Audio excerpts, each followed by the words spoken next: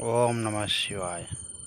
நமது சொர்ண ஆகரகண காலபைரவர் திருக்கோயிலிலே இன்று செவ்வாய்க்கிழமை தினத்தை முன்னிட்டு நமது ஆலயத்திலே சொர்ண ஆகரகண மகாகணபதி மற்றும் திருச்செந்தூர் முருகப்பெருமான் மற்றும் வாராகி அன்னை, அகத்திய பெருமான், சொர்ண ஆகரகண காலபைரவர் ஆகிய தெய்வங்களுக்கு நமது இன்று மாலை 4 மணி முதல் இரவு 8 மணி வரை சிறப்பான முறையிலே பூஜைகள் எல்லாம் நடைபெற்று உலக நலன் வேண்டி பிரார்த்தனை மற்றும் தீபம் ஏற்றி வழிபாடு செய்தோம்.